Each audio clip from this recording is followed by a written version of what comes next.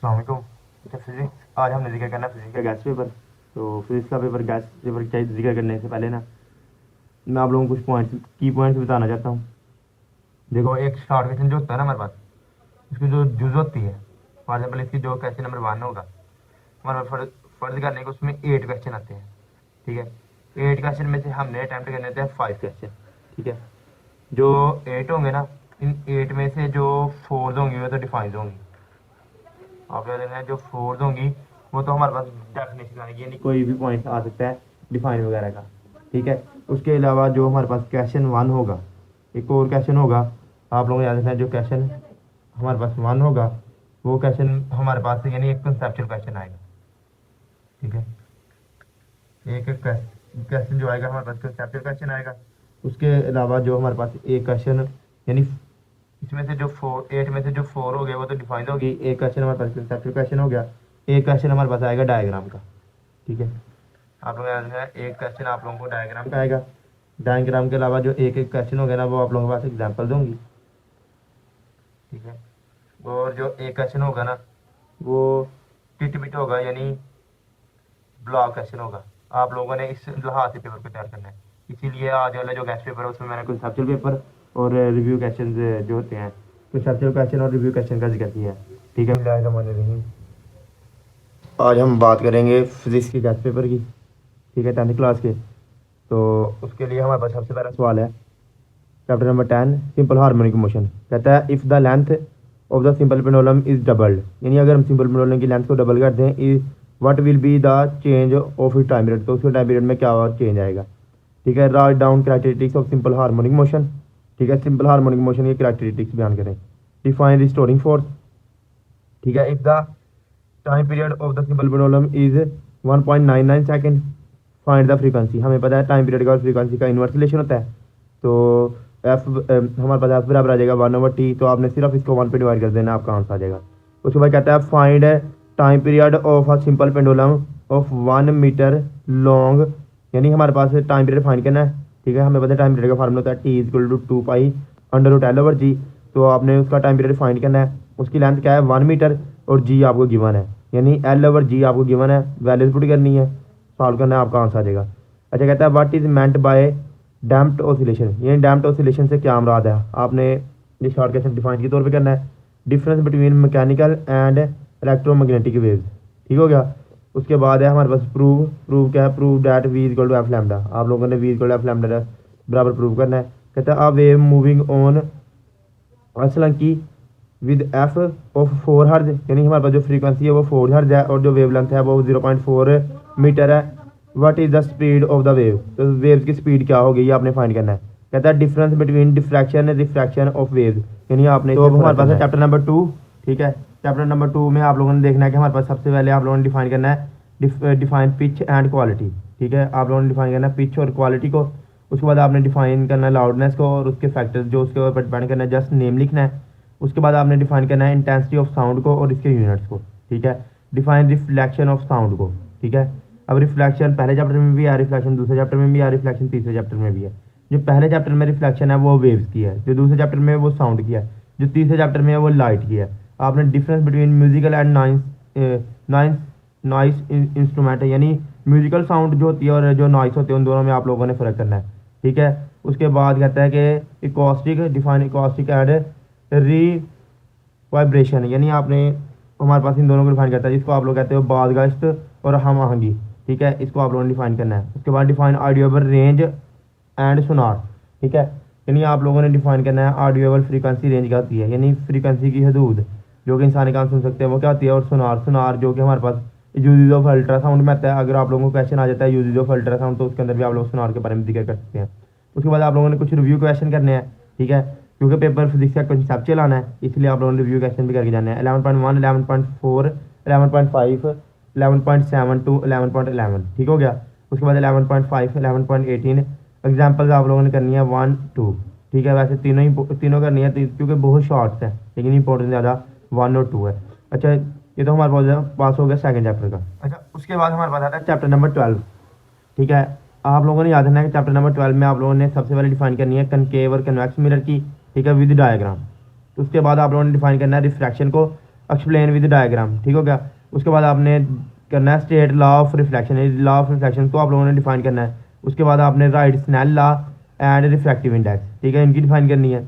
उसके बाद define total internal reflection and critical angle, ये दोनों एक ही टॉपिक में आते हैं, आप लोगों ने इनको इजीली कर लेना है, ठीक है।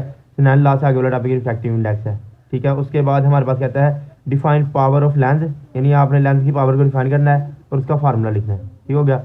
उसके बाद आप लोगों ने उसका यूनिट भी आप लोगों ने याद रखना है, जो कि डाइऑप्टर है। कहता है difference between accommodation and resolving power, ठीक है, आप लोगों ने अकोमोडेशन और रिजॉल्विंग पावर के दरमियान फर्क करना है, ठीक हो गया। उसके बाद आप लोगों ने कुछ रिव्यू क्वेश्चन करने हैं। रिव्यू क्वेश्चन मैंने पीछे बताया क्यों करने हैं, आप लोगों ने रिव्यू क्वेश्चन इसलिए करने हैं क्योंकि जो पेपर आप लोगों को आना है वो कंसेप्चुअल आना है।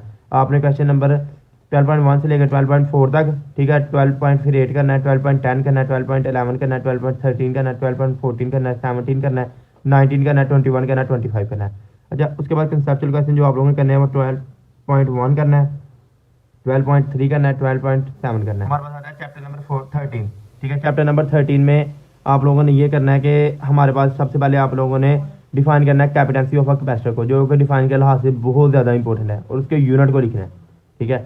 उसका यूनिट है फैरेड, नीचे आप फैरेड को भी डिफाइन कर दोगे। अच्छा, उसके बाद आपने कहना है डिफाइन इलेक्ट्रोस्टैटिक इंडक्शन, ठीक है, जो कि चैप्टर का नेम है, उसको आप लोगों ने डिफाइन करना है। उसके बाद डिफाइन कॉलम लॉ, जो कि बहुत ज़्यादा इंपॉर्टेंट है, and give relation to find F, यानी आपने एफ का फार्मूला ड्राइव करना है इसके लिए, ठीक हो गया। उसके बाद कहता है define electric field and electric field intensity, ये वाला क्वेश्चन भी बहुत ज़्यादा इंपॉर्टेंट है, यानी पेपर के पॉइंट ऑफ व्यू से ये डिफाइन, यानी इलेक्ट्रिक फील्ड इंटेंसिटी फर्स्ट या सेकंड टाइम किसी ना किसी टाइम जरूर आती है। उसके बाद कहता है डिफाइन इलेक्ट्रिक पोटेंशियल, आपने इलेक्ट्रिक पोटेंशियल की डिफाइन करनी है और उसका फार्मूला लिखना है, ठीक है। इलेक्ट्रिक पोटेंशियल का जो यूनिट है वो वोल्ट होता है। अगर आपसे कोई पूछे define unit of electric potential, तो आपने वोल्ट की डिफाइन कर देनी है। अगर आपसे कोई पूछे define unit of capacity of a capacitor, आपने फैरेड की डिफाइन कर देनी है, यानी आप लोगों की वो डिफाइन हो जाएंगी। उसके बाद आपने डिफाइन करना है कैपेसिटर को और उसके यूजेज लिखने हैं, ठीक हो गया। उसके बाद आप लोगों के पास हमारे पास आता है रिव्यू। रिव्यू में आप लोगों ने ये याद रखना है कि हमारे पास 13.3 क्वेश्चन, 13.4 क्वेश्चन, 13.6, 8, 9, 10, 11, 13, 15 to 18, ठीक है। ये आप लोगों ने रिव्यू क्वेश्चन करने हैं, और जो कंसेप्चुअल क्वेश्चन है उसमें 13.3, 13.7, 13.8 ये आप लोगों ने कर लेने हैं। अच्छा, उसके बाद हमारे पास जो आता है वो है चैप्टर नंबर 14, ठीक हो गया। हमारे पास चैप्टर नंबर 14 है। आपने कहना है कि इसमें हमें वो बताता है डिफाइन कन्वेंशनल करंट, आपने कन्वेंशनल करंट की डिफाइन करनी है। डिफाइन ईएमएफ और उसका फार्मूला, जो क्या बहुत ज़्यादा इंपॉर्टेंट है, आप लोगों ने ईएमएफ को अच्छी तरीके से तैयार कर लेना है। State ohm law is also important, आप लोगों ने ओहम लॉ को डिफाइन करना है। ओहम लॉ के अंदर हमारे पास एक टर्म आती है रेजिस्टेंस, आपने उसको भी डिफाइन करना है, ठीक है, जो फ्लो ऑफ अपोजिशन होती है ऑफ करंट, ठीक है। उसके बाद आपने कहना है डिफाइन ओहमिक और नॉन ओहमिक डिवाइस, यानी ओहमिक कौन से होते हैं, नॉन ओहमिक कौन से होते हैं। इनमें थोड़ा सा कॉन्सेप्ट रहता है थर्मिस्टर और फिलामेंट का, वो भी आप लोगों ने देख लेना है, ठीक है। उसके बाद वाट डिफाइन किलोवाट आवर और इलेक्ट्रिक पावर, यानी किलोवाट आवर, पहली बात तो आपको ये पता होगा किलोवाट आवर किसका यूनिट है। देखो, जब भी वाट के आगे टाइम की बात आ जाए ना, तो वो एनर्जी का यूनिट होता है, ठीक है, ये एनर्जी है। और इलेक्ट्रिक पावर, आपने पावर की डिफाइन करनी है, और ये दोनों टर्म्स बहुत ज़्यादा इंपॉर्टेंट है शॉर्ट क्वेश्चन के तौर पर।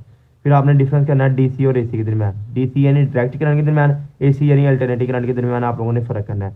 उसके बाद है हमारे पास रिव्यू एक्सरसाइज। रिव्यू एक्सरसाइज में आपने करना है 14.1 to 14.9 और 14.13, ठीक हो गया। उसके बाद आपने कंसेप्चुअल क्वेश्चन में 2, 7 और 11 वाला क्वेश्चन करना है, ठीक है, ये आप लोगों ने करना है। उसके बाद ना हमारे पास आता है चैप्टर नंबर 15। चैप्टर नंबर 15 में आपने ये देखना है, उन्होंने पहला क्वेश्चन दिया हुआ है how we can find the direction of magnetic field by using right hand rule, यानी राइट हैंड रूल के थ्रू हम किसी भी मतलब फील्ड वगैरह की डायरेक्शन किस तरह फाइंड कर सकते हैं। आप लोगों ने एक बात याद रखनी है, सोलेनॉइड के लिए अलग है, उसके अलावा हमारे पास वायर के लिए अलग है, कॉइल के लिए अलग है। तो ये बहुत सिंपल है, कंसेप्चुअल करके देते हैं वो, लेकिन आप लोगों ने इजीली इसको अटेम्प्ट कर लेना है। उसके बाद कहता है state Fleming left hand rule, यानी आपने लेफ्ट हैंड रूल की बात करनी है फ्लेमिंग का, ठीक है, बाएं हाथ का उसको। उसके बाद है डिफाइन इलेक्ट्रोमैग्नेट, ठीक है। इलेक्ट्रोमैग्नेट वो होता है जो सोलेनॉइड में करंट के पासिंग की वजह से एक आरजी मैग्नेट बनता है। ये सोलेनॉइड वाले टॉपिक में how many pole it has, उसमें पोल कितने पोल होते हैं, एक मैग्नेट में 2 पोल होते हैं, एक नॉर्थ पोल एक साउथ पोल। कहते हैं which are 2 factor which effect induce EMF, ठीक है तो 4-5 दिए हैं उन्होंने, आपने ये देख लेना है कि कौन से 2 फैक्टर्स आप लोगों ने लिखने हैं जो ईएमएफ को इंक्रीज करते हैं। उसके बाद आपने कहना है स्टेप अप और स्टेप डाउन ट्रांसफार्मर, ठीक है, आप लोगों को पता होगा स्टेप अप ट्रांसफार्मर किसको कहते हैं, स्टेप डाउन ट्रांसफार्मर किसको कहते हैं, इसकी आप लोगों ने डायग्राम भी बनानी है, ठीक है। उसके बाद डिस्क्राइब रिले ब्रीफली, ये लास्ट वाला टॉपिक है चैप्टर का, ठीक है, आप लोगों ने इसको शॉर्ट क्वेश्चन के तौर पे रिले को अच्छे तरीके से कर लेना है। उसके बाद है रिव्यू रिव्यू में आप लोगों ने करना है 15.2, 4, 5, 6, 9 और 11। ठीक है, कंसेप्चुअल आपने करने हैं 3, 6 और 7। ठीक है, ये वाला क्वेश्चन आप लोगों ने चैप्टर नंबर 16 में आप लोगों ने सबसे पहले डिफाइन करना है इलेक्ट्रॉनिक्स को, जो कि नेम ऑफ चैप्टर है, और थर्मियोनिक एमिशन को, जो कि इसका पहला टॉपिक है। ठीक है, आपने इलेक्ट्रॉनिक्स और थर्मियोनिक एमिशन को डिफाइन करना है। उसके बाद आपने बताना है कि what is the main part of CRO, CRO के मेन पार्ट क्या है, एक्सप्लेन फ्लोरेसेंट स्क्रीन, और आपने उनमें से एक पार्ट यानी फ्लोरेसेंट स्क्रीन की एक्सप्लेनेशन कर देनी है। कहता है यूजिंग ऑफ लॉजिक गेट्स, यानी लॉजिक गेट्स के हम इस्तेमाल कहाँ करते हैं उसको आप उसके बारे में आप लोगों ने बताना है। उसके बाद हमारे पास आता है रिव्यू रिव्यू में आपने करना है 2, 3, 5, 6, 7, 9 और 10। ये वाले क्वेश्चन जो है ये आप लोगों ने रिव्यू में कर लेने हैं। उसके बाद है कंसेप्चुअल कंसेप्चुअल में आपने करना है 1, 2, 5, 6, 7 और 8। ये वाले क्वेश्चन आप लोगों ने कंसेप्चुअल कर लेने हैं। ठीक हो गया, ये वाले क्वेश्चन आप लोगों ने रिव्यू में और ये वाले क्वेश्चन आप लोगों ने कंसेप्चुअल कर लेने हैं। उसके बाद है चैप्टर नंबर 17। ठीक है, आप लोगों ने करना है यूजेज ऑफ ईमेल, यानी आपने ईमेल का यूज़ बताना है। ठीक है, आपने बताना है डिफरेंस बिटवीन हार्डवेयर और सॉफ्टवेयर, सॉफ्टवेयर और हार्डवेयर में क्या फ़र्क होता है, डिफरेंस बिटवीन सेल फोन और फोटोफोन। ठीक है, व्हाट इज़ ग्लोबल वेब क्या है।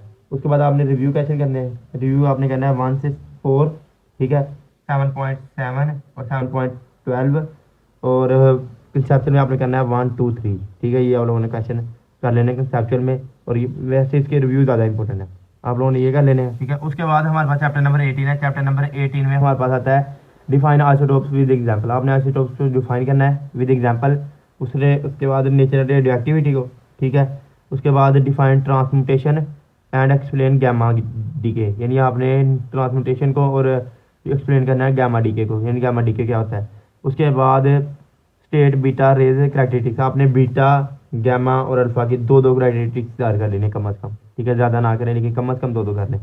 उसके बाद आयनाइजेशन पावर और पेनिट्रेटिंग पावर। ठीक है, अब देखो अगर आपने अल्फा बीटा गैमा की क्राइटेरिटिक्स उधर से याद नहीं की तो आप आयनाइजेशन पावर और पेनिट्रेटिंग पावर भी याद करें ना, फिर भी इसके अंदर तीनों का जिक्र है तो आप उधर से क्राइटेरिटिक्स उनकी बना सकते हैं। ठीक है, उसके बाद कहता है define half life, write down half life of carbon, यानी आपने हाफ लाइफ की डिफाइन करनी है और कार्बन की हाफ लाइफ कितनी है वो बतानी है। कार्बन डेटिंग डिफाइन, अगर आप लोगों को अब देखो कार्बन डेटिंग ना यूजेज ऑफ रेडियो आइसोटोप्स में आता है। अगर आपसे कोई पूछे रेडियो आइसोटोप्स के इस्तेमाल क्या है तो आपने कार्बन डेटिंग भी उसी के अंदर लिख देना है। ठीक हो गया, उसके बाद है हमारे पास रिव्यू क्वेश्चन 18.1, 18.2, 18.7, 18.9, 18.15, 18.3, 18.4, 18.7, 18.9।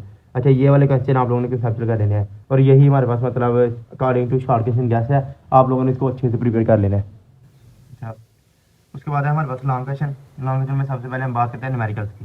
ठीक है, यानी पेपर में जो न्यूमेरिकल्स आते हैं ना उनके लिए आप लोगों के पास वैसे ये चैप्टर्स हैं, लेकिन आप लोग अगर पेनिंग के लिहाज से अटैम्प्ट करोगे तो आप लोग इनमें से तकरीबन 3 या 2 चैप्टर आप लोग स्किप कर सकते हो। ठीक है, उसके बाद आप लोगों ने ये याद रखना है जो चैप्टर नंबर 10 है ना उसके जो न्यूमेरिकल्स हैं हमारे पास उसमें 1, 2, 4, 5, 6, 9 और 10 वाला इंपॉर्टेंट है।